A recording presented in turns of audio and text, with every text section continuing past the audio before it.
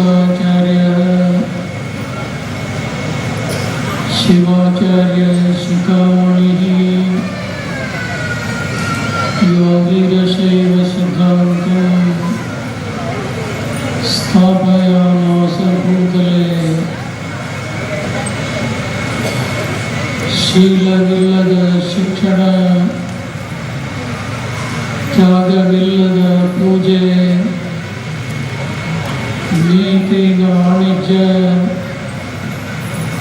ತತ್ವರಹಿತ ರಾಜಕೀಯ ದುಡಿಮೆ ಇಲ್ಲದ ಸಂಪತ್ತು ಆತ್ಮಶಾಂತಿ ಇಲ್ಲದ ಭೋಗ ಮಾನವತಾ ಶೂನ್ಯ ವಿಜ್ಞಾನ ಇವುಗಳಿಲ್ಲದ ವ್ಯಕ್ತಿಯ ಜೀವನ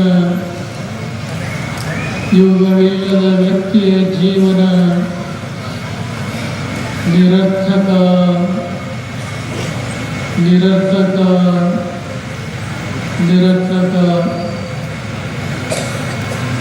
ಇತಿಹಾಸ ಪ್ರಸಿದ್ಧವಾದ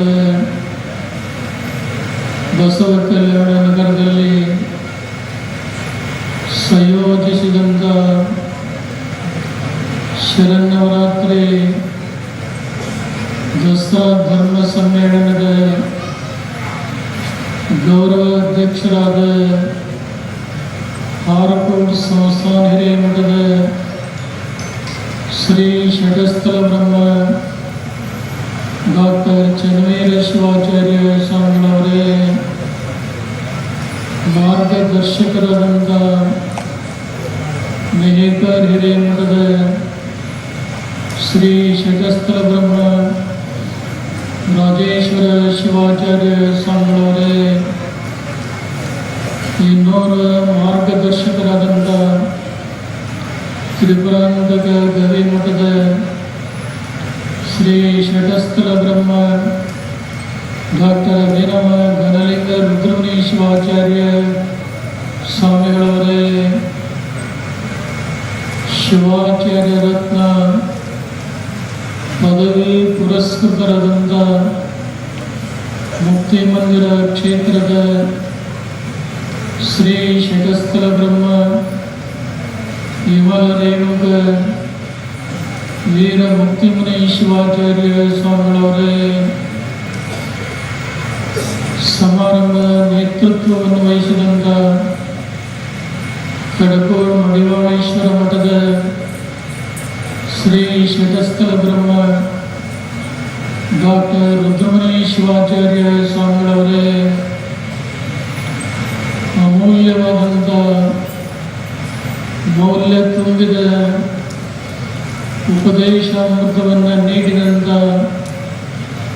ಎಮ್ಮಿಗನೂರು ಹಂಪಿ ಸಾಗರದೇವರ ಮಠದ ಶ್ರೀ ಷಟಸ್ಥಲ ಬ್ರಹ್ಮ ವಾಮದೇವ ಮಹಂತ ಶಿವಾಚಾರ್ಯ ಸ್ವಾಮಿಗಳವರೇ, ಗೌರವ ಗುರುರಕ್ಷೆಗೆ ಒಳಗಾದಂಥ ಎಲ್ಲ ಮಠಗಳ ಮತ್ತು ಉಪಸ್ಥಿತರಿರುವಂಥ ಎಲ್ಲ ಶ್ರೀಗಳವರೇ, ಬಸವ ಕಲ್ಯಾಣ ಕ್ಷೇತ್ರದ ಶಾಸಕರಾದ ಶರಣು ಸಲಗರ್ ಅವರೇ, ನಿವೃತ್ತ ನೀರಾವರಿ ಮುಖ್ಯಸ್ಥರಾದಂಥ ಮಲ್ಲಿಕಾರ್ಜುನ ಗಂಗೆ ಅವರೇ, ಶಿಕ್ಷಣಾಧಿಕಾರಿಗಳಾದಂಥ ಸಿದ್ವೀರಯ್ಯ ರುದ್ರನೂರವರೇ, ಮಾಜಿ ಶಾಸಕರಾದಂಥ ಸುಭಾಷ್ ಕಲ್ಲೂರವರೇ, ಶಿವಶರಣಪ್ಪ ಸೇರಿಯವರೇ, ಸ್ವಾಗತವನ್ನು ಬಯಸಿದಂಥ ಶಿವಕುಮಾರ್ ಅವರನ್ನು ಮೊದಲು ಮಾಡಿ ವೇದಿಕೆಯ ಮೇಲೆ ಆಸೀನರಾದಂಥ ಗಣ್ಯರೇ, ಶರನ್ನವರಾತ್ರಿ ದಸರಾ ಮಹೋತ್ಸವ ಸಮಿತಿಯ ಎಲ್ಲ ಪದಾಧಿಕಾರಿಗಳವರೇ, ಸಂಗೀತ ಕಲಾವಿದರೇ, ಸುದ್ದಿ ಮಾಧ್ಯಮದ ಪ್ರತಿನಿಧಿಗಳವರೇ, ಸಮಾರಂಭದಲ್ಲಿ ಪಾಲ್ಗೊಂಡಿರುವ ಸಮಸ್ತ ಧರ್ಮಾಭಿಮಾನಿಗಳೇ, ತಾಯಂದಿರೇ ಮತ್ತು ಮಕ್ಕಳೇ, ಇತಿಹಾಸ ಪ್ರಸಿದ್ಧವಾದಂಥ ಬಸವ ಕಲ್ಯಾಣ ನಗರದಲ್ಲಿ ಇಂದಿಗೆ 9 ದಿನಗಳಿಂದ ರಂಭಾಪುರಿ ಜಗದ್ಗುರುಗಳ ಶರನ್ನವರಾತ್ರಿ ದಸರಾ ಧರ್ಮ ಸಮ್ಮೇಳನ ಸರ್ವಾಂಗ ಸುಂದರವಾಗಿ ಸಾಗಿಕೊಂಡು ಬರ್ತಾ ಇದೆ. ಈ ನಗರದ ಚಾರಿತ್ರಿಕ ಇತಿಹಾಸದಲ್ಲಿ ಅಷ್ಟೇ ಅಲ್ಲ, ವೀರಶೈವ ಧರ್ಮದ ಪಂಚಪೀಠಗಳ ಚಾರಿತ್ರಿಕ ಇತಿಹಾಸದಲ್ಲಿ ಎಂದೆಂದೂ ಮರೆಯದೇ ಇರುವಂಥ ಅಪೂರ್ವ ಸಮಾರಂಭ ಸಂಯೋಜನೆ ಮಾಡಿದಂಥ ಶ್ರೇಯಸ್ಸು ಈ ಭಾಗದ ಎಲ್ಲ ಭಕ್ತ ಸಂಕುಲಕ್ಕೆ ಆ ಕೀರ್ತಿ ಸಲ್ತ ಇದೆ ಅನ್ನುವಂಥ ಮಾತನ್ನು ಈ ಸಂದರ್ಭದಲ್ಲಿ ಹೇಳಲಿಕ್ಕೆ ಬಯಸ್ತಾ ಇದ್ದೇವೆ. ರಂಭಾಪುರಿ ಜಗದ್ಗುರುಗಳ ದಸರಾ ಧರ್ಮ ಸಮಾರಂಭ ಅಂದರೆ ಇದಕ್ಕೆ ಹೊತ್ತು ಸೀಮಿತ ಇಲ್ಲ. ಇದೆ ಬಹಳಷ್ಟು ಜನ ವಾಗ್ಮಿಗಳಾಗಲಿ, ಪಂಡಿತರಾಗಲಿ, ಸಮಾಜದಲ್ಲಿ ಸೇವೆಯನ್ನು ಮಾಡಿದಂಥ ಅನೇಕ ಜನರು ಸಮಾರಂಭದಲ್ಲಿ ಪಾಲ್ಗೊಳ್ಳಬೇಕು. ಈ ತುಂಬಿದ ಸಮಾರಂಭದಲ್ಲಿ ನಾವು ನಮ್ಮ 4 ಒಡಲ ನುಡಿಗಳನ್ನು ಹಂಚಿಕೊಳ್ಳಬೇಕೆನ್ನುವಂಥ ಅಪೇಕ್ಷೆ ಎಲ್ಲರಿಗೂ ಇರುವಂಥದ್ದು ಸಹಜ. ಆದರೂ ಕಾಲಮಿತಿಯನ್ನು ಅನುಸರಿಸಿ ಸ್ವಲ್ಪ ಸಮಯ ಕೊಟ್ಟರೂ ಕೂಡ 10:30 ಸಮೀಪಿಸ್ತಾ ಬಂತು. ದಿನ ಕಳೆದಂತೆ ಈ ಸಮಯ ಹೆಚ್ಚಾಗ್ತಾ ಇದೆ ಹೊರತು ಕಮ್ಮಿ ಆಗ್ತಾ ಇಲ್ಲ. ಬಹುಶಃ ತಮ್ಮೆಲ್ಲರ ತಾಳ್ಮೆ, ಸಹನೆ ಗುಣವನ್ನು ನೋಡಿದರೆ ತಮ್ಮೆಲ್ಲರಲ್ಲಿ ಆಧ್ಯಾತ್ಮದ ಹಸಿವು, ಧರ್ಮ ಪೀಠಗಳ ಬಗ್ಗೆ ಇರುವಂಥ ಒಂದು ಶ್ರದ್ಧಾ ಮನೋಭಾವ ಕಂಡು ನಿಜವಾಗಲೂ ಯಾವ ಶಬ್ದಗಳಿಂದ ವರ್ಣನೆಯನ್ನು ಮಾಡಬೇಕು ಅನ್ನುವಂಥದ್ದು ತಿಳಿತಾ ಇಲ್ಲ. ಇವತ್ತಿನ ಈ ಅಪೂರ್ವ ಸಮಾರಂಭದಲ್ಲಿ ಹಂಪಿ ಸಾವಿರದೇವರ ಮಠದ ಶ್ರೀ ವಾಮದೇವ ಮಹಾಂತ ಶಿವಾಚಾರ್ಯ ಸ್ವಾಮಿಗಳು ಜೀವ ಜಗತ್ತಿಗೆ ವೀರಶೈವ ಲಿಂಗಾಯತ ಸಮಾಜದ ಅಮೂಲ್ಯವಾದಂಥ ಕೊಡುಗೆಗಳನ್ನು ನಿಮ್ಮೆಲ್ಲರಿಗೆ ಎಳೆಯಾಗಿ ತಿಳಿಯುವಂಥ ರೀತಿಯಲ್ಲಿ ತಮ್ಮ ಬೋಧನೆಯನ್ನು ಮಾಡಿದ್ದನ್ನು ಕೇಳಿ ತಮ್ಮೆಲ್ಲರ ಒಡಲು ತುಂಬುವುದಷ್ಟೇ ಅಲ್ಲ, ನೆತ್ತಿನೂ ಕೂಡ ಬಹಳಷ್ಟು ಸಂತೃಪ್ತಿಯಿಂದ ಇದೆ ಅಂತ ನಾವು ಭಾವಿಸ್ತಾ ಇದ್ದೇವೆ. ಈ ಭಾಗದಲ್ಲಿ ನೀವೆಲ್ಲ ರೈತರಿದ್ದೀರಿ.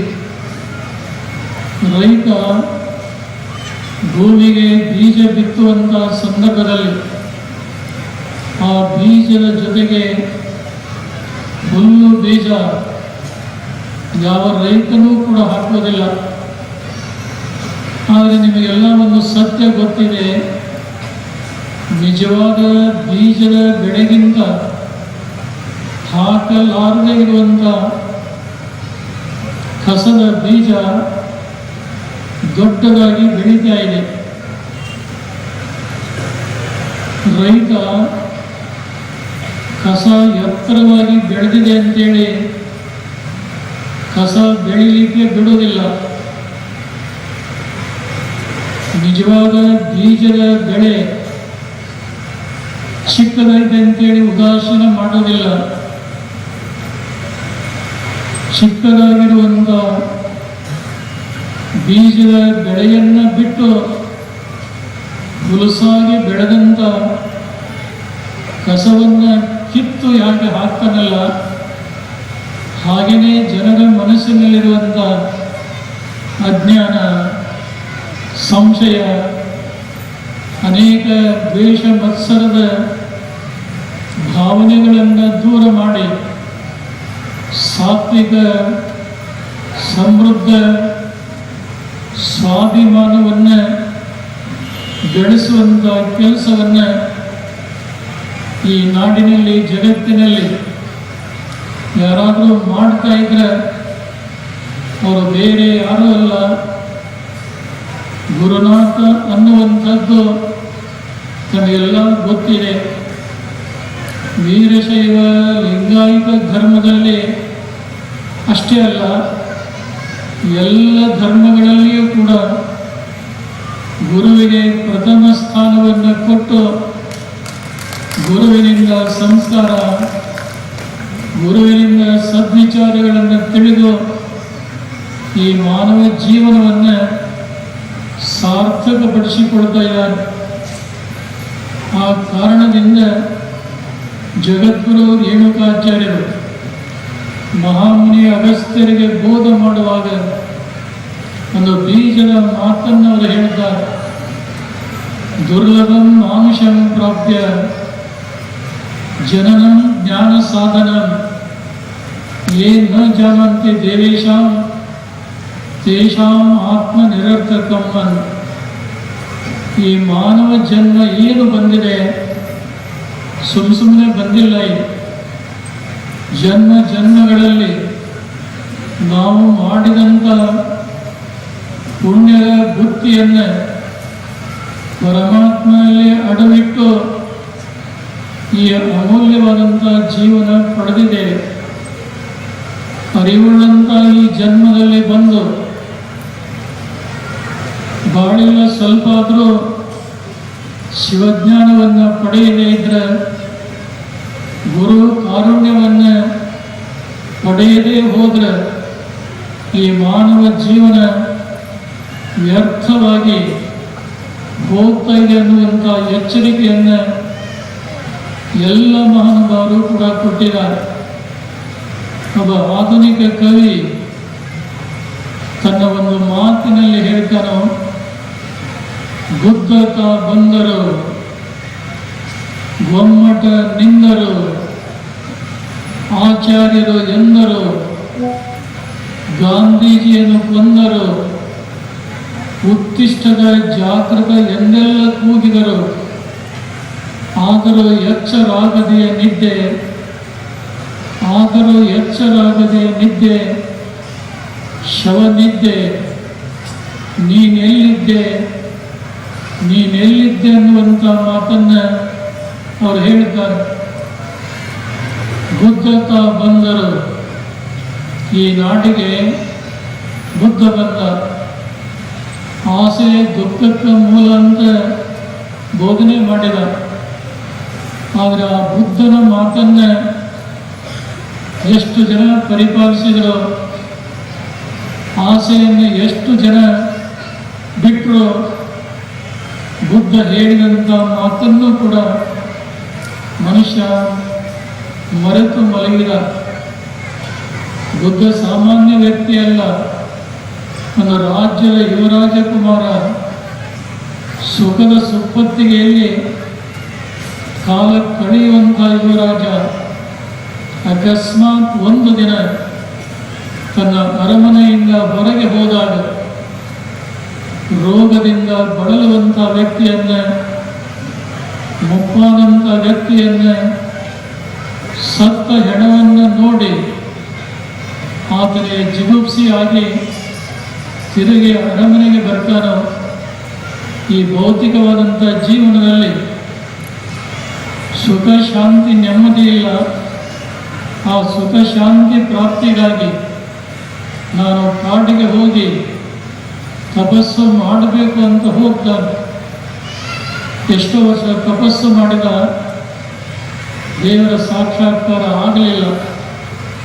ಬುದ್ಧ ನಿರಾಶವಾದಿಯಾಗಿ ಅರಮನೆಯ ದಾರಿಯನ್ನು ಹಿಡಿದು ಹೊರಟ. ಮಧ್ಯಾಹ್ನದ ಏರು ಬಿಸಿಲು, ಬಾಯಾರಿಕೆ ಆಗಿತ್ತು. ಎಲ್ಲಿ ನೋಡಿದರೂ ನೀರು ಕಾಣಲಿಲ್ಲ. ಎಲ್ಲೋ ಒಂದು ದೂರದಲ್ಲಿ ಕೆರೆ ಕಟ್ಟಿ ಕಾಣುತ್ತೆ.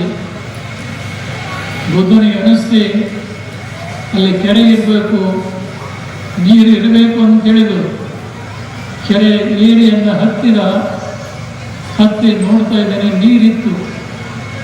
ತುಂಬ ಸಂತೋಷವಾಯಿತು.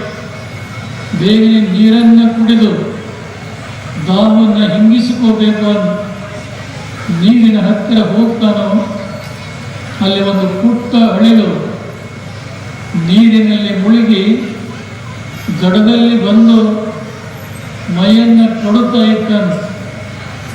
ಬುದ್ಧ ನೋಡಿದ 10 ಸಲ ಮಾಡೋದನ್ನು ಕೇಳಿದ ಅಳಿಲಿಗೆ, ಎಲೆ ಪುಟ್ಟ ಅಳಿಲೆ, ನೀನು ಏನು ಮಾಡ್ತಾ ಇದ್ದೀಯ? ಆವಾಗ ಅಳಿಲು ಹೇಳ್ತಾ ಇದೆ, ಈ ಕೆರೆಯ ನೀರನ್ನು ನಾನು ಖಾಲಿ ಮಾಡ್ತಾ ಇದ್ದೇನೆ ಅಂತ ಹೇಳ್ತಾನೆ. ಅಳಿಲಿನ ಈ ಮಾತನ್ನು ಕೇಳಿ ಬುದ್ಧ ನಕ್ಕನು. ನೀನು 100 ಸಲ ಯಾಕೆ 1000 ಸಲ ಮುಳುಗಿ ಮೈ ಕೊಡಿದ್ರು ಈ ಕೆರೆಯ ನೀರನ್ನು ಖಾಲಿ ಮಾಡಲಿಕ್ಕೆ ಆಗೋದಿಲ್ಲ, ಯಾಕೆ ಸುಮ್ಮನೆ ವ್ಯರ್ಥ ಪ್ರಯತ್ನ ಮಾಡ್ತೀಯ ಅಂತ ಹೇಳಿದ. ತಕ್ಷಣದಲ್ಲಿ ಆ ಅಳಿಲು ಹೇಳ್ತಾ ಇದೆ, ನಿನ್ನಂತ ಹೇಳಿ ನಾನೆಲ್ಲ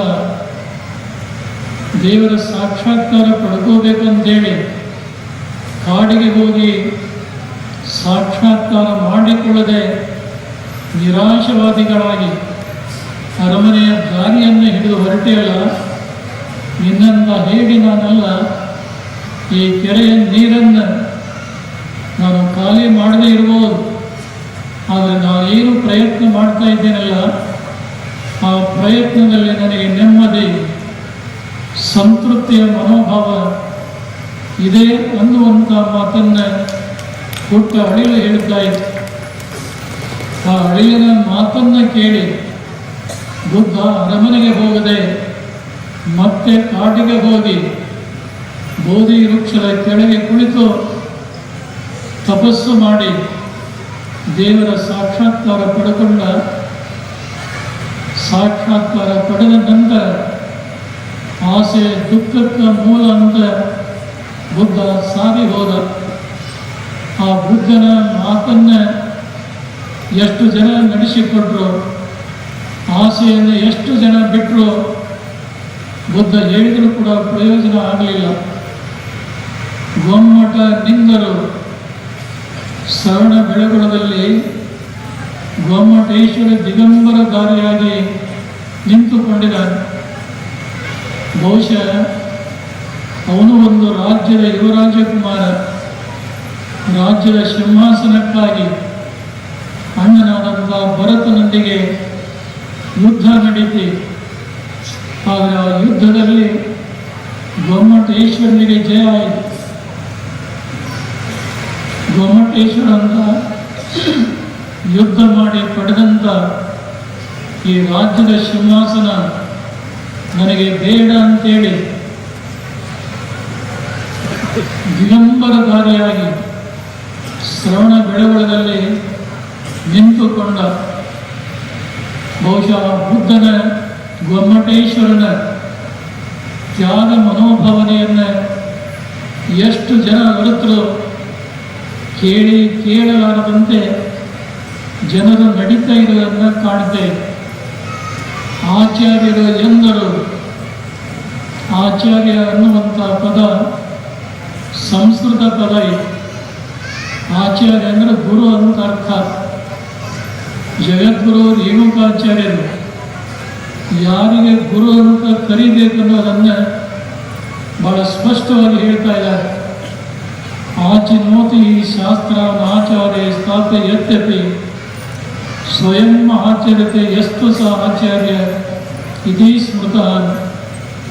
ಯಾರು ಕಠಿಣತರವಾದಂಥ ವೇದ ಆಗಮಗಳನ್ನು ತಿಳ್ಕೊಂಡಿದ್ದನ್ನು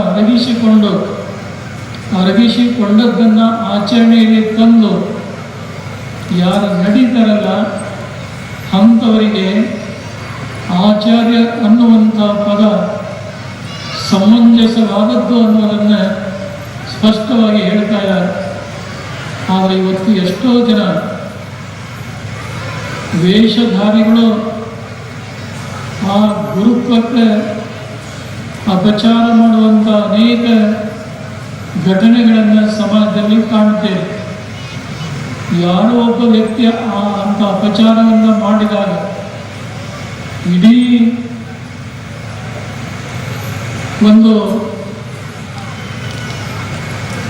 ಗುರುಕುಲದ ಮೋಕ್ಷಕ್ಕೆ ಮಠಾಧೀಶರ ಒಂದು ಹೆಸರಿಗೆ ಕಳಂಕ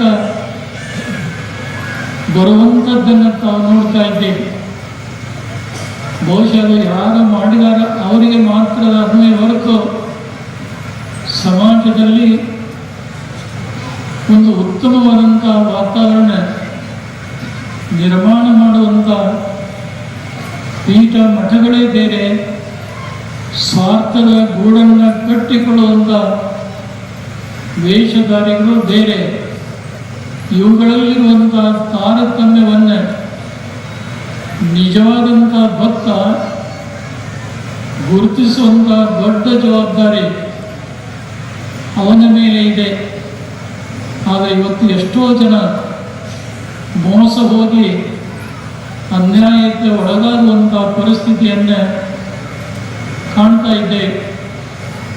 ಬಹುಶಃ ಕಣ್ಣಿಗೆ ಕಾಣಲಾರದೇ ಇರುವಂಥ ಜಾಗದಲ್ಲಿ ಒಂದು ಹೂವು ಅರಳಿದೆ ಅಂತ ತಿಳ್ಕೊಳ್ಳಿ, ಆದರೆ ಆ ಹೂವು ದುಂಬಿಯನ್ನು ಕೈ ಬೀಸಿ ಕರೆಯುವುದಿಲ್ಲ. ಆ ದುಂಬಿನೇ ಆ ಹೂವನ್ನು ಹುಡುಕಿಕೊಂಡು ಹೋಗಿ ಅದರಲ್ಲಿ ಮಕರಂದವನ್ನು ಹೀರ್ತಾ ಇದೆ. ಕಾಡು ಹೂ ಇರಲಿ, ನಾಡು ಹೂ ಇರಲಿ, ಯಾವುದೇ ಹೂ ಇರಲಿ, ಆ ಹೂವಿನಲ್ಲಿರುವಂಥ ಮಕರಂದವನ್ನು ಅದು ಸ್ವೀಕಾರ ಮಾಡ್ತಾ ಇದೆ. ಇವತ್ತಿನ ಆಧುನಿಕ ಕಾಲದಲ್ಲಿ ಪ್ಲಾಸ್ಟಿಕ್ ಹೂಗಳನ್ನು ನೋಡ್ತೀರಿ ನೀವು. ನಿಜವಾದ ಹೂವುಗಳನ್ನು ಎಸಿಬೇಕಾಚೆ, ಅದಕ್ಕಿಂತ ಹೆಚ್ಚಿನ ಸೌಂದರ್ಯ ಆ ಪ್ಲಾಸ್ಟಿಕ್ ಹೂಗಳಲ್ಲಿ ಕಾಣ್ತೇವೆ. ಆದರೆ ಆ ಪ್ಲಾಸ್ಟಿಕ್ ಹೂವಿನ ಸುತ್ತ ದುಂಬಿ ಅಲ್ಲ, ಒಂದು ನೊಣವೂ ಕೂಡ ಅಲ್ಲಿ ಹೋಗೋದಿಲ್ಲ ಅನ್ನುವಂಥದ್ದನ್ನು ನಾವು ನೀವೆಲ್ಲ ನೋಡ್ತಾ ಇದ್ದೇವೆ.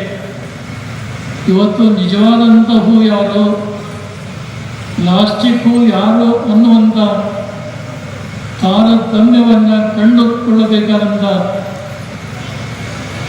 ಭಾವನೆ ಭಕ್ತನಿಗೆ ಇದ್ದಾಗ ಸಮಾಜದಲ್ಲಿ ಅಹಿತಕರವಾದಂಥ ಘಟನೆಗಳು, ಕಲುಷಿತವಾದಂಥ ವಾತಾವರಣಗಳು ನಿರ್ಮಾಣ ಮಾಡಲಿಕ್ಕೆ ಸಾಧ್ಯವಾಗುವುದಿಲ್ಲ.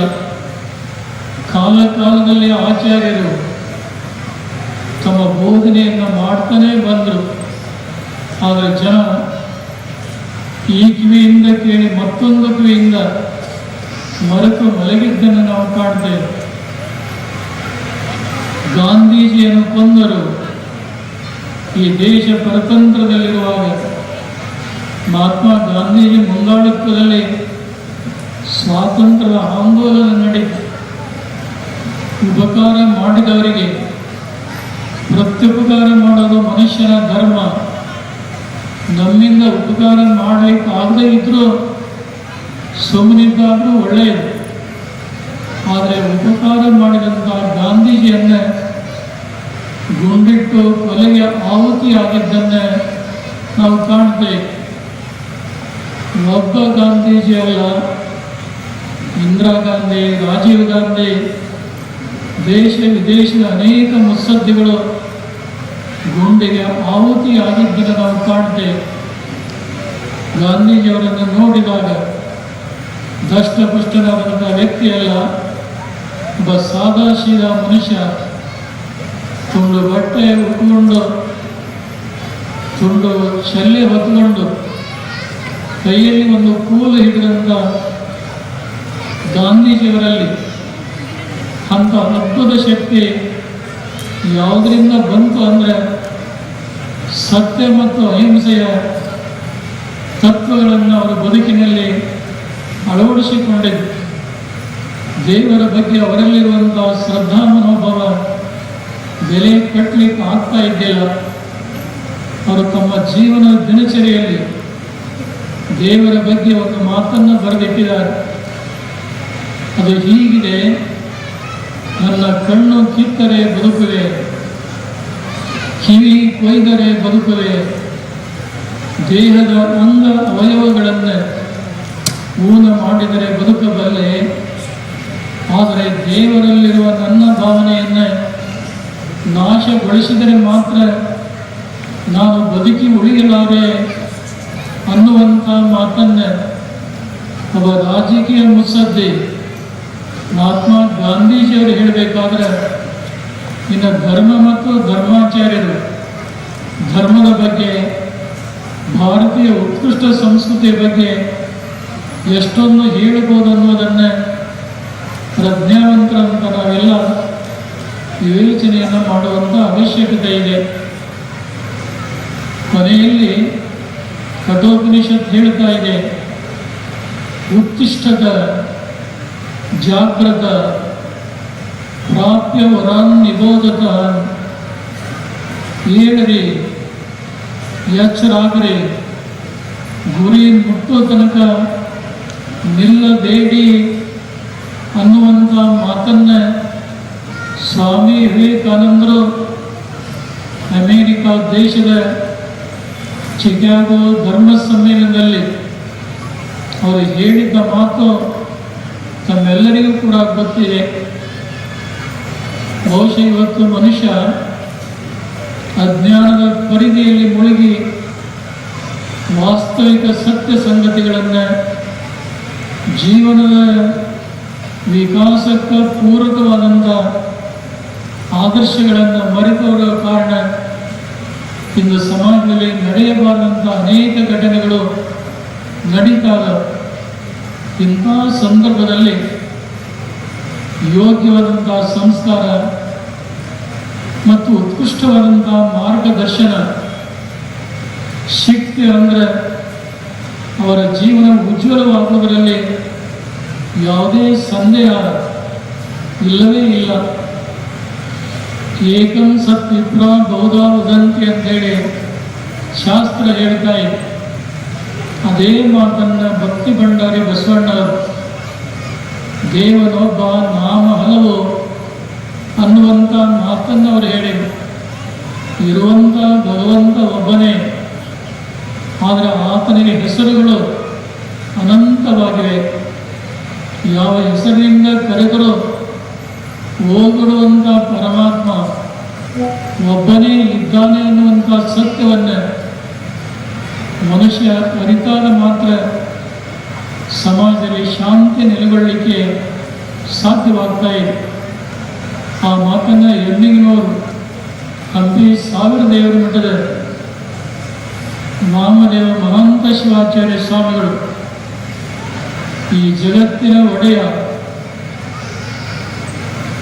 ದೇವರು ಅನ್ನುವಂಥ ಉತ್ಕೃಷ್ಟವಾದಂಥ ಭಾವನೆ ಬೆಳೆದು ಬಂದಾಗ ಸಮಾಜದಲ್ಲಿ ಯಾವುದೇ ರೀತಿಯಾದಂಥ ಸಂಘರ್ಷ ಉಂಟಾಗೋದಿಲ್ಲ. ಧರ್ಮ ಹಲವಾಗಿರ್ಬೋದು, ಆರಾಧನೆಯ ಮಾರ್ಗಗಳು ಬೇರೆ ಬೇರೆ ಆಗಿರ್ಬೋದು, ಆದರೆ ಅವರೆಲ್ಲರ ಕೊನೆಯ ಗುರಿ ಈ ಮನುಷ್ಯ ಸುಖ ಶಾಂತಿಯಿಂದ ಬದುಕಬೇಕು ಅನ್ನುವಂಥ ಮಾರ್ಗವನ್ನೇ ಸೂಚಿಸ್ತಾ ಹೊರತು ಅನ್ಯಥ ಮಾರ್ಗವನ್ನಲ್ಲ. ಇವತ್ತು ನೀವು ಒಬ್ಬರೇ ಇದ್ದೀರಂತ ತಿಳ್ಕೊಳ್ಳಿ. ನೀವು ಒಬ್ಬರೇ ಇದ್ದಾಗ ನಿಮ್ಮ ಹೆಸರು ಏನೋ ಒಂದಿದೆ, ಕಲ್ಲಪ್ಪ ಮಲ್ಲಪ್ಪ ಅಂತಿದೆ. ನೀನು ಒಬ್ಬನೇ ಇದ್ದಾಗ ಮಲ್ಲಪ್ಪ ಅಂತ ತಿಳ್ಕೊಳ್ಳಿ. ನೀನು ಯೌವನಾವಸ್ಥೆಗೆ ಬಂದಾಗ ನೀನು ಮದುವೆ ಮಾಡ್ಕೊತಾ ಇದ್ದೀಯ. ಮದುವೆ ಮಾಡಿಕೊಂಡ ನಂತರ ಬಂದಂಥ ಹೆಂಡತಿ ನಿನ್ನನ್ನು ಪತಿದೇವ ಅಂತ ಕರೀತಾರೆ. ನಿನ್ನ ಹೆಸರು ಮಲ್ಲಪ್ಪಿತ್ತು, ಮಲ್ಲಪ್ಪನ ಜೊತೆಗೆ ಮತ್ತೊಂದು ಪತಿ ಅನ್ನುವಂಥ ಪದ ಸೇರ್ತಿ. ಸಂಸಾರ ಮಾಡ್ತಾ ಇರುವಾಗ ನಿಮ್ಮಿಬ್ಬರ ಬಟ್ಟೆಯಿಂದ ಒಂದು ಮಗು ಹುಟ್ಟುತ್ತೆ ಅಂತ ತಿಳ್ಕೊಳ್ಳಿ. ಹುಟ್ಟಿದಂಥ ಮಗು ನಿನಗೆ ತಂದೆ ಅಂತ ಕರೀತಾ ಇದೆ. ಇದು ಗೃಹಸ್ಥ ಜೀವನದಲ್ಲಿ ಕಾಣುವಂಥ ಘಟನೆ. ಆ ಮಗ ಬೆಳೆದು ದೊಡ್ಡವನಾದ, ಅವನಿಗೆ ಮತ್ತೆ ಮದುವೆ ಮಾಡಿದ್ರಿ, ಮನೆಗೆ ಸೊಸೆ ಬಂದರು. ಸೊಸೆ ಬಂದಾಗ ಅವನಿಗೆ ಮಾವ ಅಂತ ಕರೀತಾರೆ. ಅವರಿಬ್ಬರ ಹೊಟ್ಟೆಯಿಂದ ಹುಟ್ಟಿದಂಥ ಒಂದು ಮಗು ಅಂತ ತಿಳ್ಕೊಳ್ಳಿ. ಆ ಮಗು ಅಜ್ಜ ಅನ್ನುವಂಥ, ತಾತ ಅನ್ನುವಂಥ ಹೆಸರಿನಿಂದ ಮಲ್ಲಪ್ಪನನ್ನು ಕರೀತಾ ಇದೆ. ಇಲ್ಲಿ ವಿಚಾರ ಮಾಡಿ ನೋಡಿ, ಇರುವಂಥ ವ್ಯಕ್ತಿ ಒಬ್ಬನೇ. ಮಲ್ಲಪ್ಪ ಅಂತ ಇರುವಂಥ ವ್ಯಕ್ತಿಗೆ ಮತಿದೇವ ಅಂತ ಬಂತು, ತಂದೆ ಅಂತ ಬಂತು, ಮಾವ ಅಂತ ಬಂತು, ತಾತ ಅಜ್ಜ ಅನ್ನುವಂಥ ಹೆಸರು ಒಬ್ಬನೇ ವ್ಯಕ್ತಿಗೆ ಹಾಗೆ ಬಂದುವಲ್ಲ. ಹಾಗೆಯೇ ದೇವರು ಒಬ್ಬನೇ ಇದ್ದಾನೆ, ಆದರೆ ಆತನ ಹೆಸರುಗಳು ಮಾತ್ರ ಬೇರೆ ಬೇರೆ ಆಗಿವೆ ಅನ್ನುವಂಥ ಪರಮ ಸತ್ಯದ ಮಾರ್ಗವನ್ನು ತಿಳ್ಕೊಂಡಾಗ ಧರ್ಮಗಳಲ್ಲಿ, ಜಾತಿಗಳಲ್ಲಿ ಸಂಘರ್ಷ ಖಂಡಿತವಾಗಿ ಉಂಟಾಗುವುದಿಲ್ಲ ಅನ್ನೋದನ್ನು ನಾವೆಲ್ಲ ತಿಳ್ಕೋಬೇಕಾಗಿದೆ. ಇವತ್ತಿನ ಈ ಸಮಾರಂಭದಲ್ಲಿ ಪಾಲ್ಗೊಂಡಂಥ ಮಾಜಿ ಶಾಸಕರು, ಧರ್ಮ ಪೀಠಗಳಲ್ಲಿ ಅಪಾರ ಶ್ರದ್ಧೆಯುಳ್ಳಂಥ ನಮ್ಮ ಸುಭಾಷ್ ಕಲ್ಲೂರವರು ಸತ್ಯ ಸಂಗತಿಗಳನ್ನು ನಿರ್ದಾಕ್ಷಿಣ್ಯವಾಗಿ ಹೇಳುವಂಥ ಒಂದು ಗುಣಧರ್ಮ ಸುಭಾಷ್ ಕಲ್ಲೂರವರು ಹೊಂದಿದ್ದಾರೆ. ಬಹುಶಃ ಅವರ ಜೀವನದಲ್ಲಿ ಹೊಂದಾಣಿಕೆ, ಬೇರೆಯವರ ಜೊತೆಗೆ ಸತ್ಯವನ್ನು ಹೊರತುಪಡಿಸಿ ಅವರು ಯಾವತ್ತೂ ಕೂಡ ಶಾಮೀಲಾಗೋದಿಲ್ಲ. ಸತ್ಯ ಧರ್ಮದ ಉಳಿವಿಗಾಗಿ ಮತ್ತು ತತ್ವವನ್ನು ಬಿಟ್ಟು ರಾಜಕೀಯ ಜೀವನ ಮಾಡಿದಂಥ ವ್ಯಕ್ತಿಗಳವರೆಲ್ಲ ಇವತ್ತು ವೀರಶೈವ ಲಿಂಗಾಯತ ಸಮಾಜದ ಬಗ್ಗೆ ಬಹಳ ಕಳಕಳಿಯ ಮಾತುಗಳನ್ನು ಅವರೇನು ಹೇಳಿದ್ರು ಅದನ್ನು ಜನ ಸ್ವಲ್ಪ ತಿಳ್ಕೊಂಡು ಆ ದಾರಿಯಲ್ಲಿ ನಡೆದರೆ ಎಲ್ಲರ ಬಾಳು ಬಂಗಾರವಾಗುವುದರಲ್ಲಿ ಸಂದೇಹ ಇಲ್ಲ. ನೀರಾವರಿ MD ಆದಂಥ ಮಲ್ಲಿಕಾರ್ಜುನ ಖರ್ಗೆ ಅವರು ಬಹುಶಃ ಅವರು ಇಷ್ಟು ಬೇಗ ನಿವೃತ್ತಿ ಆದರೂ ಅನ್ನೋದನ್ನು ನಮಗೆ ಗೊತ್ತಿಲ್ಲ. ಅವ್ರು ನೋಡಿದರೆ ಈಗ 50 ವಯಸ್ಸಿರ್ಬೋದು ಅಂತ ನಮಗೆ ಅನಿಸ್ತಾ ಇದೆ.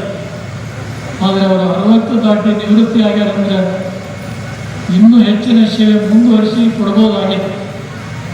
ಬಹುಶಃ ಮಲ್ಲಿಕಾರ್ಜುನ ಖರ್ಗೆ ಅವರು ತಮ್ಮ ಜನ್ಮಕ್ಕೆ ಕಾರಣೀಭೂತರಾದಂಥ ಪರಮ ತಪಸ್ವಿ, ವಿಶ್ವ ಧರ್ಮದ ಸಂದೇಶವನ್ನು ಸಾರಿದಂಥ ಶ್ರೀಮದ್ ಬ್ರಹ್ಮಾಪುರಿ ವೀರ ಗಂಗಾಧರ ಜಗದ್ಗುರುಗಳ ಕೃಪಾಶೀರ್ವಾದದಿಂದ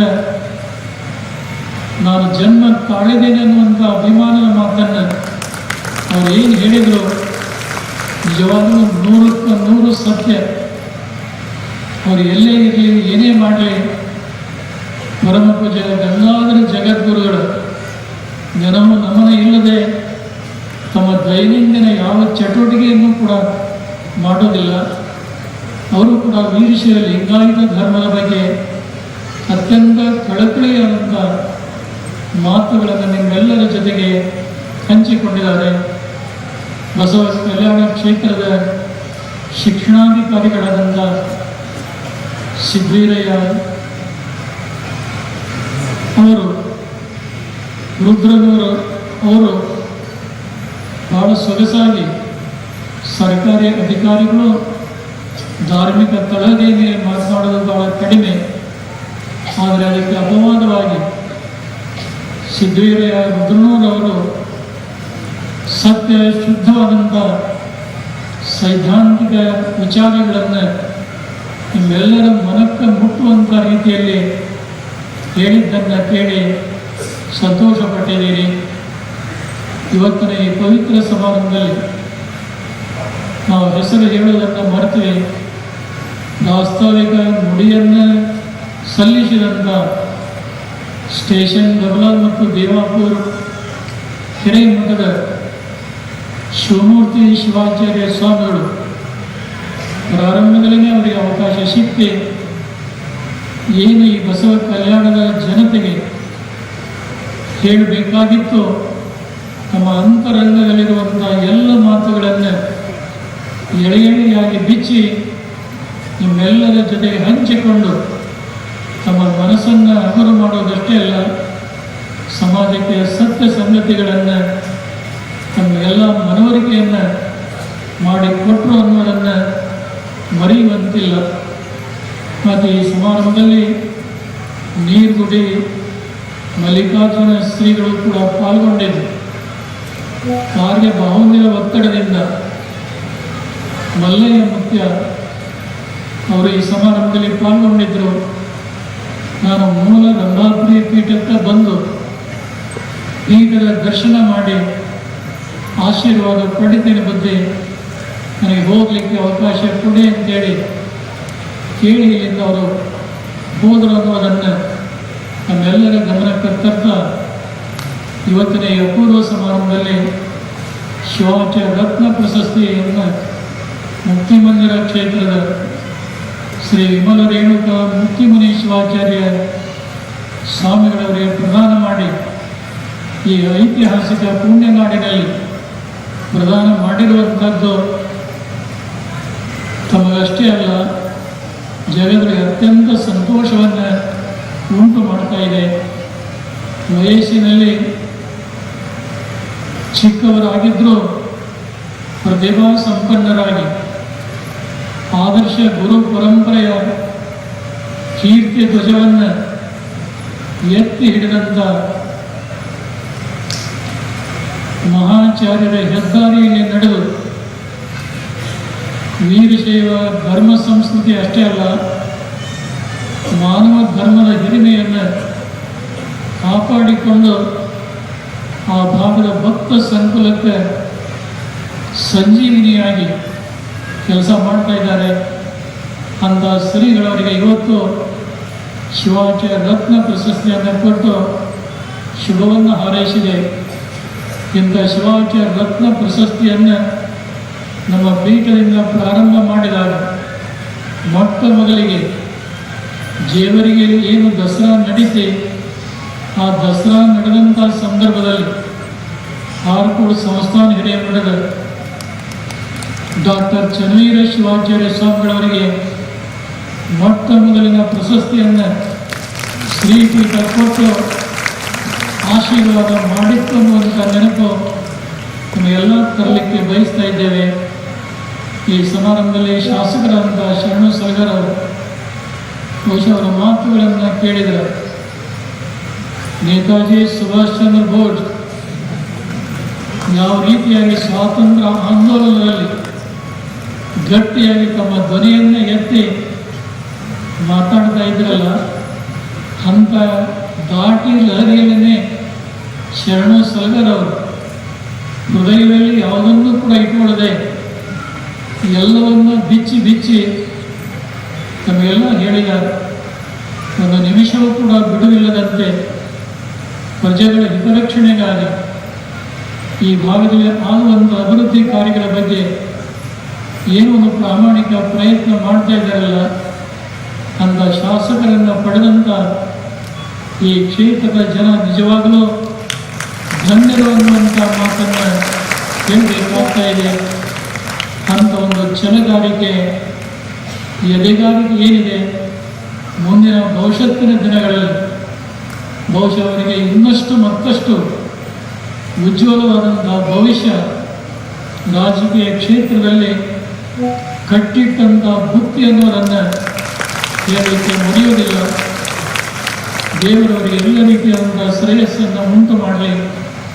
ಈ ಪವಿತ್ರ ಸಮಾರಂಭದ ನೇತೃತ್ವವನ್ನು ತತ್ವಜ್ಞಾನಿಯಾದಂಥ ಕಡಕೋಳದ ಮಡಿವಾಳೇಶ್ವರ ಮಠದ ಡಾಕ್ಟರ್ ರುದ್ರಮುನಿ ಶಿವಾಚಾರ್ಯ ಸ್ವಾಮಿಗಳು ಈ ಸಮಾರಂಭದ ನೇತೃತ್ವ ವಹಿಸಿ ಕಡಕೋಳ ಮಡಿವಾಳಪ್ಪನವರ ಒಗಟಿನ ಮಾತುಗಳನ್ನು ನಿಮ್ಮೆಲ್ಲರ ನೆತ್ತಿಯನ್ನು ತುಂಬುವಂಥ ಕೆಲಸ ಮಾಡಿದರು. ಮಡಿವಾಳಪ್ಪನವರು ಸರ್ವಜ್ಞ ಕವಿಯಂತೆ ಕಂಡದ್ದನ್ನು ನೇರವಾಗಿ ಹೇಳುವಂಥ ತತ್ವಜ್ಞಾನಿ. ಯಾರನ್ನೂ ಅವರು ಬಿಡಲಿಲ್ಲ. ತಪ್ಪು ಯಾರು ಮಾಡ್ಯಾರ ಅವರನ್ನು ಖಂಡಿಸಿ ತಿದ್ದುವಂಥ ಕೆಲಸ ಮಾಡಿದರು.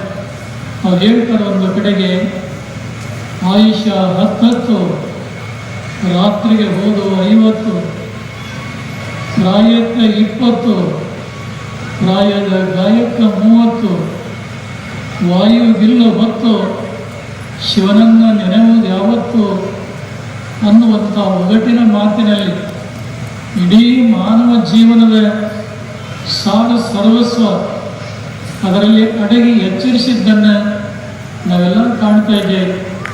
ಅದರ ವಿಶ್ಲೇಷಣೆಯನ್ನು ಈ ಸಂದರ್ಭದಲ್ಲಿ ಮಾಡಲಿಕ್ಕೆ ನಾವು ಹೋಗೋದಿಲ್ಲ. ಅಂಥ ಮಡಿವಾಳೇಶ್ವರ ಮಠದಿಂದ ಡಾಕ್ಟರ್ ರುದ್ರಮುನಿ ಶಿವಾಚಾರ್ಯ ಸ್ವಾಮಿಗಳು ಹಿಂದೆ ಮಠ ಬಹಳ ಶಿಥಿಲಾವಸ್ಥೆಯಲ್ಲಿ, ಅಂಥ ಮಠಕ್ಕೆ ಒಂದು ಪುನರುತ್ಥಾನವನ್ನು ಮಾಡಿದ್ದನ್ನು, ಅಭಿವೃದ್ಧಿ ಮಾಡಿದ್ದನ್ನು ನೋಡಿ ಈ ಕಲ್ಯಾಣ ಕರ್ನಾಟಕದ ಭಾಗದ ಜನ ಸಂತೋಷ ಪಡ್ತಾ ಇದ್ದಾರೆ. ಅಂತ ಕಡಕೋಳದ ಮಡಿವಾಳಪ್ಪನವರಿಗೆ ಆಶೀರ್ವಾದ ಮಾಡಿದಂಥ ಚಿಣಮಗಿರಿಯ ಮಹಾಂತೇಶ್ವರ ಮಠದ ಮಹಾಂತೇಶ್ವರ ಶಿವಾಚಾರ್ಯ ಸ್ವಾಮಿ ಇವತ್ತು ಚಿಣಮಗಿರಿ ಮಹಾಂತೇಶ್ವರ ಮಠದ ಹಿರಿಯ ತಾತ, ಹಿರಿಯ ಪಟ್ಟಾಧ್ಯಕ್ಷರಾದ ಶತಮಾನೋತ್ಸವದತ್ತ ಹೆಜ್ಜೆಯನ್ನು ಹಾಕ್ತಾ ಇರುವಂಥ ಕಾಯಿಕ ಯೋಗಿ, ಕೃಷಿ ಯೋಗಿ ಸಿದ್ದರಾಮ ಶಿವಾಚಾರ್ಯ ಸ್ವಾಮಿಗಳು ಮೊದಲನೇ ದಿನ ಸಮಾರಂಭದಲ್ಲಿಯೂ ಕೂಡ ಬಂದಿದ್ದರು. ಇವತ್ತಿನ ಈ ಸಮಾರಂಭದಲ್ಲಿ ಗುರು ಮತ್ತು ಶಿಷ್ಯರು ಇಬ್ಬರು ಒಂದಾಗಿ ಇವತ್ತಿನ 9ನೇ ದಿನದ ಸಮಾರಂಭದಲ್ಲಿ ಅವರು ಪಾಲ್ಗೊಂಡಿದ್ದಾರೆ. ಸಿದ್ದರಾಮ ಶಿವಾಚಾರ್ಯರ ಗುರುಭಕ್ತಿ, ರಂಭಾಪುರಿ ಪೀಠದಲ್ಲಿರುವಂಥ ನಿಷ್ಠೆ ಎಷ್ಟು ಕೊಂಡಾಡಿದ್ರೂ ಕೂಡ ಬಹಳಷ್ಟು ಕಡಿಮೆ ಅನ್ನುವಂಥ ಮಾತನ್ನು ಈ ಸಂದರ್ಭದಲ್ಲಿ ಹೇಳಲಿಕ್ಕೆ ಬಯಸ್ತಾ ಇದ್ದೇವೆ.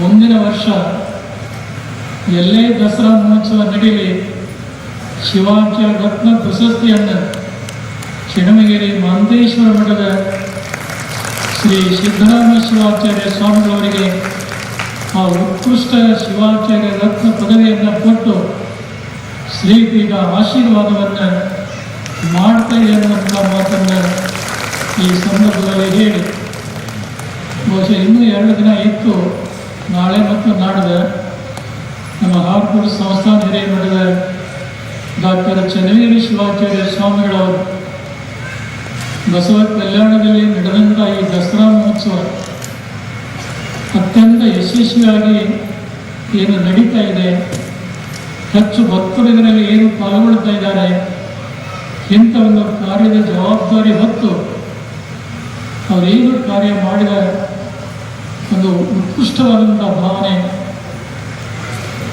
ಅವೆಲ್ಲವನ್ನು ಮನದಲ್ಲಿ ಇಟ್ಟುಕೊಂಡು ಇವತ್ತು ಹಾರ್ಪೂರ್ ಹಿರೇಮಠದ ಮೂಲ ಗುರುಪೀಠವಾದಂಥ ರಂಭಾಪುರಿ ಜಗದ್ಗುರುವರಿಗೆ 10 ತೊಲೆ ಚಿನ್ನವನ್ನು ಸಮರ್ಪಣೆ ಮಾಡಿ ಆಶೀರ್ವಾದ ಪಡೆದುಕೊಂಡು ಅವರೊಂದು ಸಂಕಲ್ಪ, ಜಗದ್ಗುರು ರಂಭಾಪುರಿ ಪೀಠದ ಅಧಿನಾಯಕ, ವೀರಶೈವ ಧರ್ಮದ ಸಂಸ್ಥಾಪಕ ಅಂಥ ಜಗದ್ಗುರು ರೇಣುಕಾಚಾರ್ಯರ ಮಂಗಲ ಮೂರ್ತಿಯನ್ನು ದಿನನಿತ್ಯದಲ್ಲಿ ನಾವು ಪೂಜೆ ಮಾಡ್ತೇವೆ. ನಾವಂತಲ್ಲ, ನಮ್ಮ ಪೂರ್ವ ಪೀಠದ ಪರಂಪರೆ ಎಲ್ಲ ಜಗದ್ಗುರುಗಳು ಕೂಡ ಜಗದ್ಗುರು ರೇಣುಕಾಚಾರ್ಯರನ್ನು, ಕ್ಷೇತ್ರನಾಥ ವೀರಭದ್ರ ಸ್ವಾಮಿಯನ್ನು ಪೂಜೆ ಮಾಡಿಕೊಂಡು ಬರುವಂಥ ಸಂಪ್ರದಾಯ. ಅವರು ನಮಗೆ ಪ್ರಾರ್ಥನೆ ಮಾಡಿದರು, ನಾನು ಕೊಟ್ಟಂಥ ಈ 10 ತೊಲೆ ಚಿನ್ನ ಶ್ರೀ ಜಗದ್ಗುರು ರೇಣುಕಾಚಾರ್ಯರ ಮೂರ್ತಿ ಮಾಡಲಿಕ್ಕೆ ಅದನ್ನು ಬಳಕೆ ಮಾಡಿ, ಸ್ವಲ್ಪ ಏನಾದರೂ ಹೆಚ್ಚು ಕಮ್ಮಿ ಇನ್ನೂ ಚಿನ್ನ ಬೇಕಂದ್ರೆ ನೀವು ಎಷ್ಟು ಹೇಳ್ತೀರ ಅಷ್ಟು ಚಿನ್ನ ನಾನು ಕೊಡ್ತೇನೆ, ಆ ಮೂರ್ತಿ ಮಾಡಿಸ್ರಿ ಅನ್ನುವಂಥ ದೊಡ್ಡ ಮಾತನ್ನು ಶ್ರೀಗಳವರು ಹೇಳಿದ್ದನ್ನು ನೋಡಿದರೆ ನಿಜವಾಗಲೂ ತಮ್ಮ ಗುರುಪೀಠದಲ್ಲಿ ಇವತ್ತು ಅಂತಲ್ಲ, ಪ್ರಾರಂಭದ ದಿನಗಳಿಂದಲೂ ಕೂಡ ನಾವು ನೋಡ್ತಾ ಇದ್ದೇವೆ.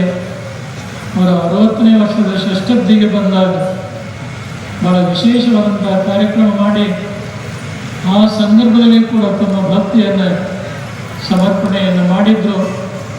ಕೊಲ್ಲಿಪಾಕಿ ಕ್ಷೇತ್ರದಲ್ಲಿ ಮಾಡುವಂಥ ಅಭಿವೃದ್ಧಿ ಕಾರ್ಯಕ್ಕೂ ಕೂಡ ಸಹಕಾರ ಕೊಟ್ಟಿದ್ದನ್ನು ಈ ಸಂದರ್ಭದಲ್ಲಿ ಹೇಳಲಿಕ್ಕೆ ಮರೆಯುವುದಿಲ್ಲ.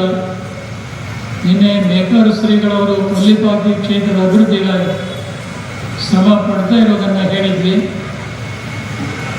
ಮೇಕರ್ ರಾಜೇಶ್ವರ ಶಿವಾಚಾರ್ಯ ಸ್ವಾಮಿಗಳವರು, ಬದಿ ಹಾರ್ಕೂಟ್ ಚನ್ನವೀರ ಶಿವಾಚಾರ್ಯ ಸ್ವಾಮಿಗಳು ಜಗದ್ಗುರು ರೇಣುಕಾಚಾರ್ಯರಿಂದ ಮಾಡಿಸಿಕೊಟ್ರೆ ಮತ್ತು ನಾವು ಒಂದು ಮಾಡಬೇಕಲ್ಲ, ಕ್ಷೇತ್ರನಾಥ ವೀರಭದ್ರ ಸ್ವಾಮಿಯನ್ನು ಸೇವೆ ಮಾಡಲಿಕ್ಕೆ ಅವಕಾಶ ಕೊಡಿ ಅಂತ ಕೇಳಿದ್ವಿ.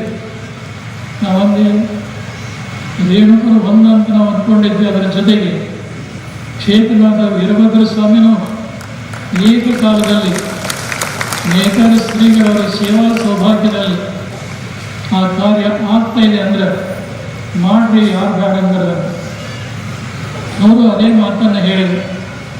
ನಾನು 10 ತೊಲ ಚಿನ್ನವನ್ನು ಕೊಡ್ತೇನೆ, ಮೂರ್ತಿ ಮಾಡಿಸುವಂಥ ಸಂದರ್ಭದಲ್ಲಿ ಹೆಚ್ಚು ಕಮ್ಮಿ ಆದರೆ ಹೆಚ್ಚುವರಿ ಚಿನ್ನವನ್ನು ಕೂಡ ನಾನು ಕೊಡಬಲ್ಲೆ ಅನ್ನುವಂಥ ಮಾತು ಹೇಳಿದರು. ಈ ಸಂದರ್ಭದಲ್ಲಿ ಒಂದು ಮಾತು, ರಾಜಾದಿ ರಾಜಪೂಜಿತರಾದಂಥ ಶಿವಾನಂದ ಜಗದ್ಗುರುವರ ಕಾಲದಲ್ಲಿ ಕ್ಷೇತ್ರನಾಥ ವೀರಭದ್ರ ಸ್ವಾಮಿಯ ಚಿನ್ನದ ಮೂರ್ತಿ ಇತ್ತು. ಆದರೆ ಹಲವಾರು ಕಾರಣಾಂತರಗಳಿಂದ ಆ ಮೂರ್ತಿ ಇಲ್ಲದಂತಾಯಿತು. ಆದರೆ ಆ ಒಂದು ಕೊರಗು ನಮ್ಮ ಪೂರ್ವದ ಉಭಯ ಜಗತ್ತುಗಳಿಗೂ ಕೂಡ ಅದು ಇತ್ತು. ಆದರೆ ಇವತ್ತು ಆ ಕೊರಗು ದೂರ ಆಗಲಿಕ್ಕೆ ಬಸವ ಕಲ್ಯಾಣದಲ್ಲಿ ನಡೆದಿರುವಂತಹ ದಸರಾ ಮಹೋತ್ಸವದ ಸಂದರ್ಭದಲ್ಲಿ ಹಾರ್ಕೂಡ ಶ್ರೀಗಳು ಮತ್ತು ಮೇಕರ್ ಶ್ರೀಗಳು ಒಂದಾಗಿ ಕ್ಷೇತ್ರದ ನಾಯಕ ಕ್ಷೇತ್ರನಾಥ ಈ ಎರಡೂ ಮಂಗಲ ಮೂರ್ತಿ ಚಿನ್ನದಿಂದ ಮಾಡಿಸುವಂಥ ಒಂದು ನಿರ್ಧಾರ ಅವರು ಕೈಗೊಂಡಿರುವಂಥದ್ದು ಈ ನಾಡು ಚಿನ್ನದ ನಾಡಾಗಲಿ, ಜನರಲ್ಲಿ ಸಾಮರಸ್ಯದ ಒಂದು ಹೊಗೆ ತುಂಬಿ ಬೆಳಗಲಿ ಎನ್ನುವಂಥ ಶುಭ ಹಾರೈಕೆಯನ್ನು ಹಾರೈಸ್ತಾ ಇದ್ದೇವೆ.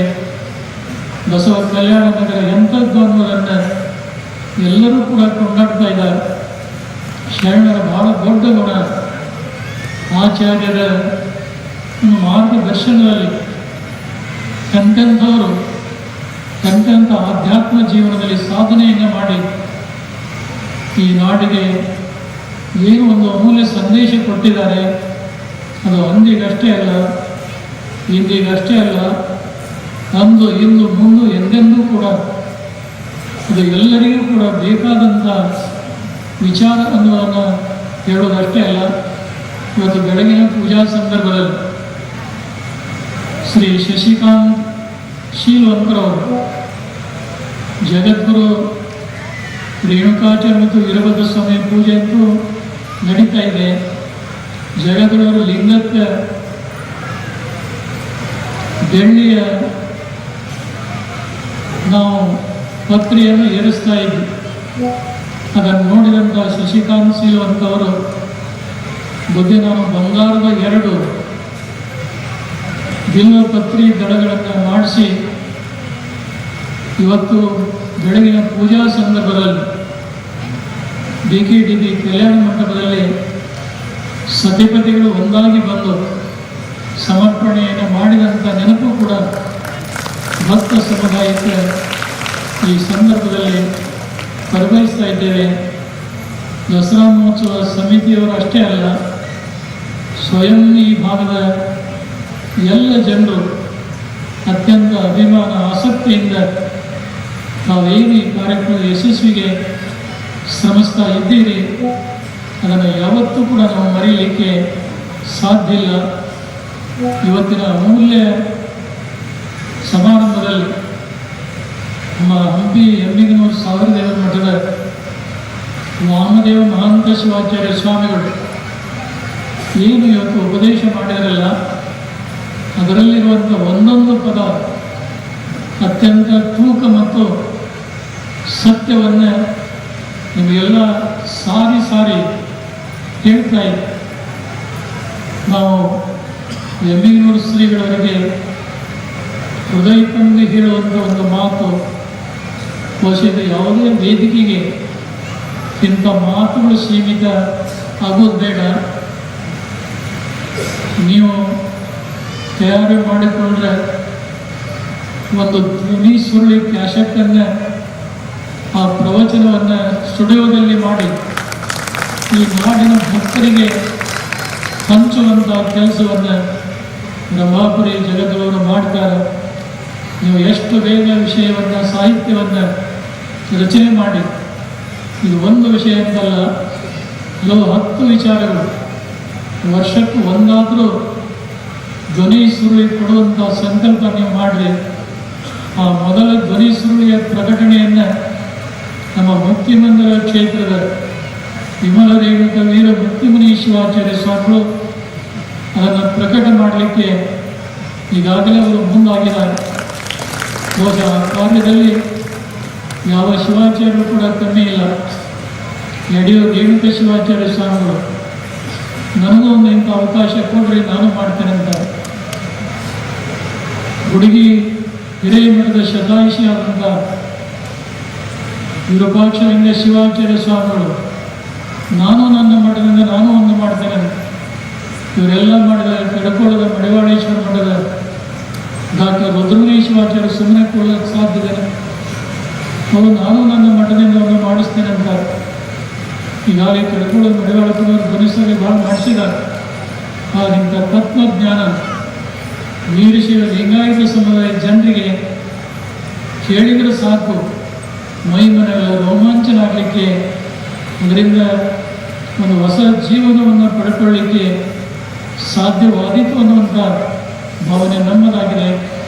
ಆ ದಶೆಯಲ್ಲಿ ಅವರೆಲ್ಲರೂ ಕೂಡ ಒಂದು ಪ್ರಾಮಾಣಿಕ ಪ್ರಯತ್ನವನ್ನು ಮಾಡ್ತಾರೆ ಅನ್ನುವಂಥ ಒಂದು ಆತ್ಮವಿಶ್ವಾಸವನ್ನು ವ್ಯಕ್ತಪಡಿಸಿ, ನಾಳೆ ಈ ದರ್ಬಾರದ ಕೊನೆಯ ದಿನ, ಇವತ್ತು ಏನು ವೇಷಭೂಷಣದಲ್ಲಿದ್ದೇವೆ, ನಾಳೆ ಒಂದು ದಿನ ಮಾತ್ರ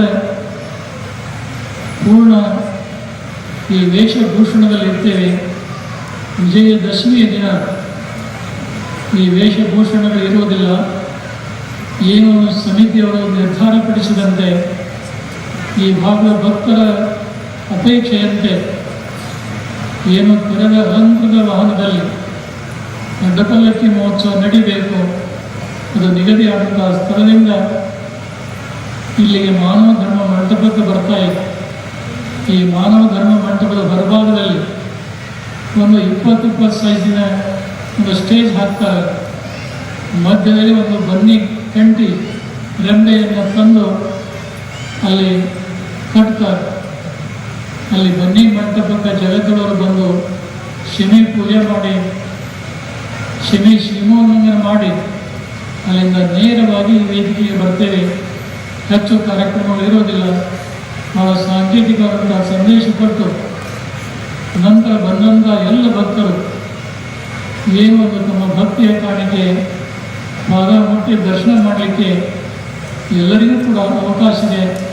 ಅದನ್ನು ಅತ್ಯಂತ ವ್ಯವಸ್ಥಿತವಾಗಿ ದಸರಾ ಮಹೋತ್ಸವ ಸಮಿತಿಯವರು, ಸ್ವಯಂ ಸೇವಕರು ಮತ್ತು ಪೊಲೀಸ್ ಸಿಬ್ಬಂದಿ ವರ್ಗದವರು ನಿಂತು ಆ ಕಾರ್ಯವನ್ನು ಯಶಸ್ವಿಗೊಳಿಸುವಂಥ ಜವಾಬ್ದಾರಿ ತಮ್ಮೆಲ್ಲರಿಗೂ ಕೂಡ ಆಗಿದೆ ಅನ್ನುವಂಥ ಮಾತನ್ನು ಹೇಳಿ, ಇವತ್ತು ಶಿವಕುಮಾರ್